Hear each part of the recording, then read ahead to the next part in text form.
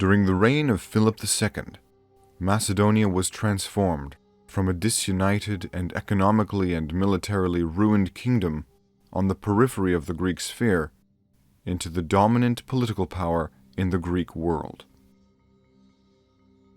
On the battlefield, Philip had proven himself a master of war. In politics, he was no less distinguished. One characteristic feature of Philip's foreign policy was marriage. In the words of Satyrus, Philip was always taking new wives in times of war. In order to advance his influence, strengthen relations with his allies, or cement his conquests, Philip made a practice of marrying a native woman of high status, usually from the ruling family or the nobility. In all, Philip took for himself no fewer than 7 wives. Philip's first wife, it appears, was Phila of Illymiotis, a woman of the Upper Macedonian aristocracy, whom Philip married either before or after his accession.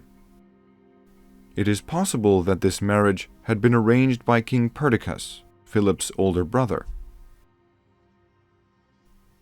In 359 BC, in a battle against the Illyrians, Perdiccas, alongside a substantial number of his soldiers, was killed.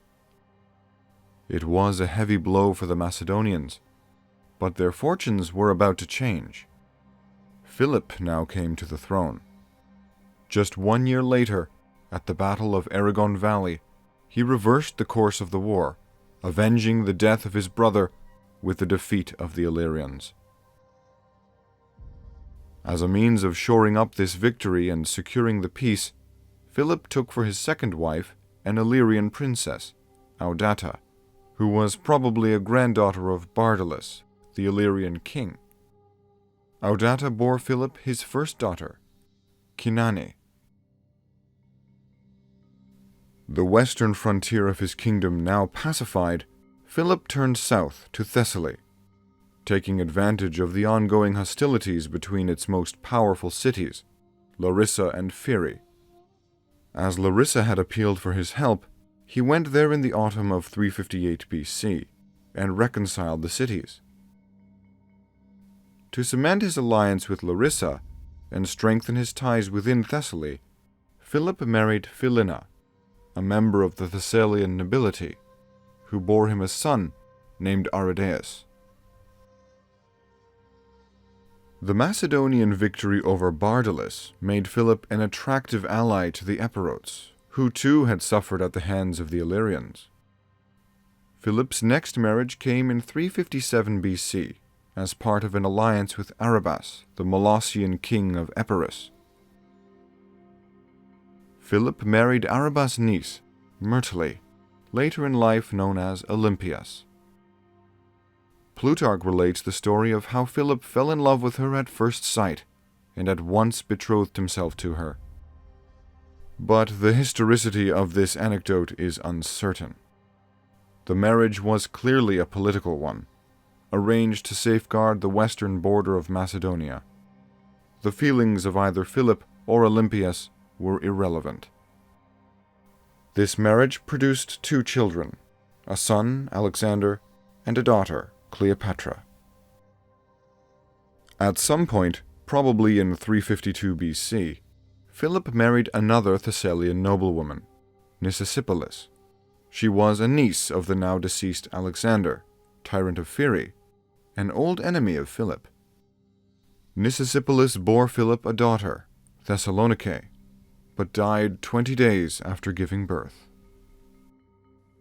And later, once Philip had subdued Thrace, he obtained yet another bride. Cothelus, the king of the Thracians, came to Philip bearing gifts, as well as his daughter, Meda. The date of Philip's marriage to Meda is uncertain, but 342 BC is a likely date. It appears that no children resulted from this union. In 337 BC, Philip married his 7th and last wife, a Macedonian girl named Cleopatra. Cleopatra was much younger than Philip. Her father Amyntas was dead, and her brother Hippostratus had been killed during the Illyrian campaigns. Thus, her uncle Attalus acted as her guardian. Ancient sources speak of the marriage as being a love match, but the same had been said of Philip's marriage to Olympias, and that was clearly a political union. For Philip's marriage to Cleopatra too, a political motive can be deduced. With the approaching invasion of the Persian Empire, Philip had to ensure that the influential Macedonian nobles would remain loyal. The marriage to Cleopatra might have served to gain the support of the influential nobleman Attalus, the bride's guardian. Nothing is known of Attalus' career prior to his niece's marriage, but he was clearly a prominent Macedonian. However, as there is nothing known of Attalus' life before this point, there is the possibility that he owed his influence at court to his niece's marriage to the king, through which Attalus became Philip's father-in-law and thus a member of the royal family. There were others at court of greater prominence than Attalus. The two most notable, Parmenion and Antipater, both had daughters of marriageable age at the time. But Philip, by forming a marriage alliance with either of them, would have risked upsetting a delicate balance.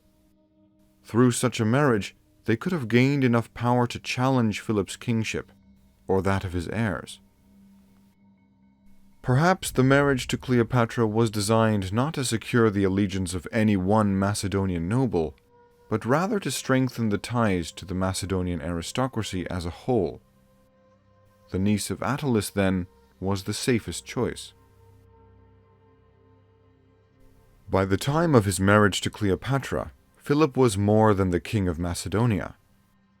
In 352 BC, he had been elected archon of the Thessalian League. In 346 BC, he had become the de facto leader of the Amphictyonic Council. And 9 years later, in 337 BC, Philip had accrued enough power to make himself hegemon of the League of Corinth. Philip now exercised his authority over mainland Greece, Thrace, and the once independent principalities of Upper Macedonia. As his own power grew, Philip had undermined the power and even the prestige of the Macedonian nobles. Philip was no longer first among equals. He was first and utterly foremost. Along the way, Philip had taken many foreign brides. This may have come to be viewed as an affront to Macedonia's importance.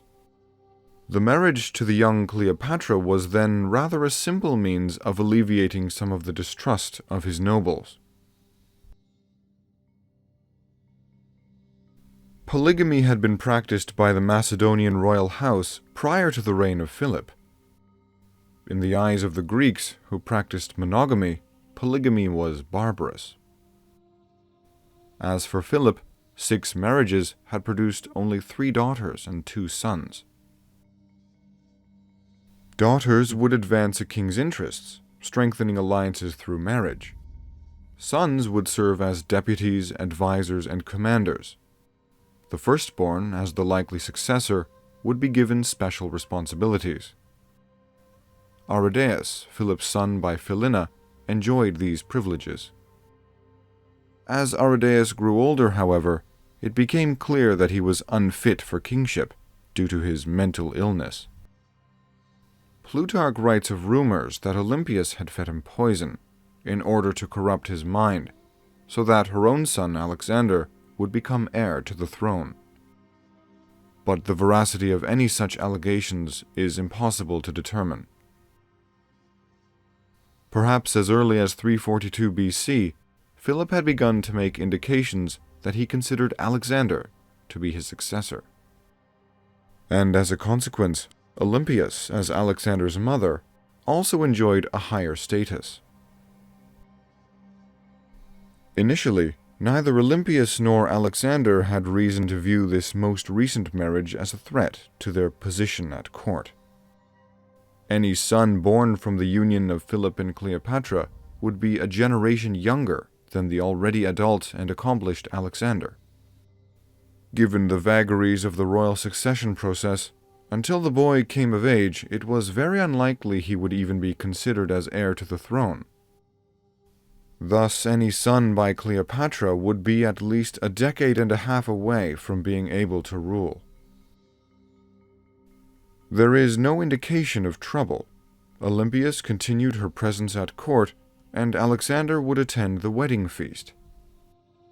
The trouble began not with the wedding, but at the drinking party that followed. It proved unexpectedly explosive. Philip had previously married for political reasons, usually to foreign brides, and had children only by foreign wives. At the wedding feast, Attalus, the uncle and guardian of the young bride, now somewhat the worse for drink, openly exhorted the Macedonians to implore the gods to grant, by his niece, a lawful successor to the kingdom. The comment would appear to have been aimed at Alexander, who was then the presumptive heir, and whose mother was a foreign Epirot princess. In the confusion of unmixed wine, Attalus' real point may not have been directed squarely at Alexander, but rather at the king's marriages to foreign women in general, and all the connections with foreign states. But this tactless prayer was interpreted by Alexander as a challenge and an insult. Taking Attalus' words as a slight both to himself and to his mother, Alexander flew into a rage. Hurling a cup at Attalus, he exclaimed, "What am I, then, a bastard?" This was a serious matter. Virtually all the powerful men in Macedonia would have been in attendance. But Philip, instead of defending his son and presumed heir from this very public insult, took the side of Attalus and ordered Alexander, not Attalus, to apologize. Alexander refused. Philip, now violently angry, rose, drew his sword, and staggered towards his son, the great men of Macedonia looking on. But Philip had had his share of wine that evening. His foot slipped, and he fell to the floor. Alexander, standing over his drunken father, declared, "Look, men, here is the man who would cross from Europe to Asia, and he is upset attempting to cross from one couch to another." Alexander then left the banquet. This event is reported by three ancient sources: Plutarch, Justin, and Satyrus. All sources agree that Attalus publicly insulted Alexander, and that both men quarreled. Plutarch and Justin both have Philip joining the quarrel against Alexander on Attalus' side, where Philip nearly kills his son, but fails due to his drunkenness. But Satyrus knows nothing of Philip's attack on Alexander. According to him, Alexander left the hall immediately after throwing the cup at Attalus. It seems the quarrel between Alexander and Attalus was genuine, and it is clear that Philip did nothing to alleviate the insult. Only a year or so later, such a story could not have been invented and believed. Far too many people were witnesses to the event.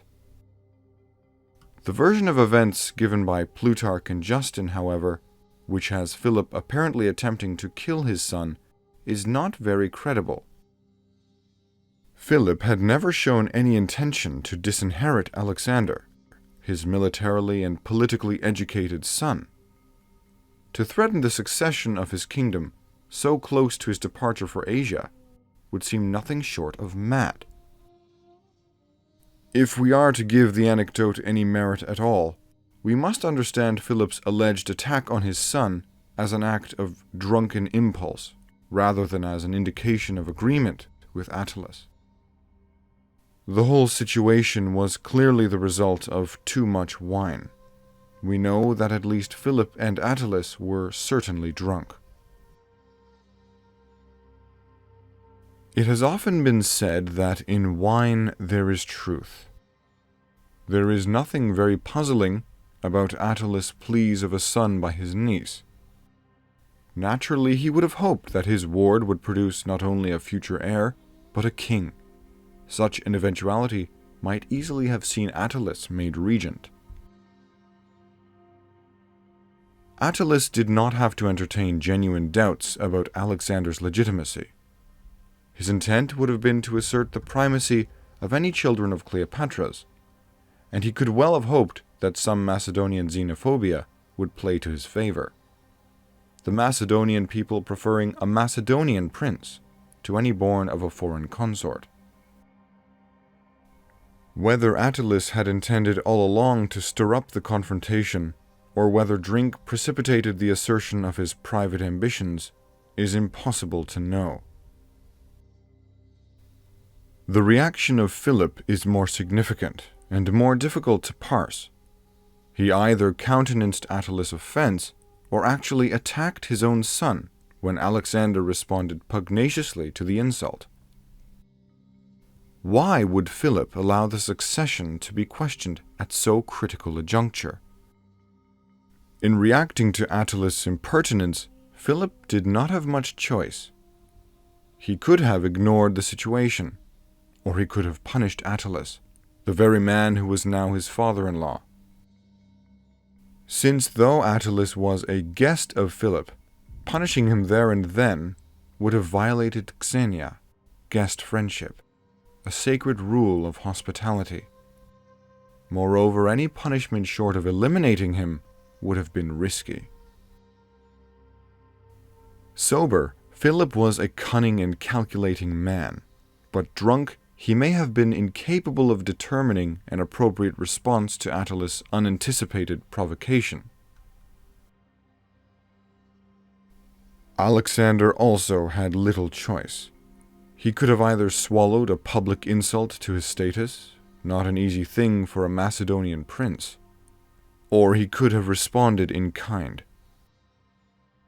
Olympias is often pictured as the source of the trouble here, as though inciting Alexander. But on this occasion she would not have been present. Respectable women, and especially royal wives, did not attend such events. Olympias could hardly have anticipated, much less orchestrated, just what would play out on the evening of the wedding. Alexander's assault on Attalus, ruining the party, must have come as the proverbial last straw. Philip still might have been sobering up while Alexander and Olympias fled Pella. Olympias took refuge in her native country of Epirus. Alexander, however, was angry enough to make off to the Illyrians, a people with whom the Macedonians had a long history of hostilities. The falling out between Philip and his heir, and that heir's presence in Illyria, had the potential to upset a hard-won political balance. Philip's departure for Asia would have to be postponed, for the sake of one more punitive campaign into Illyria.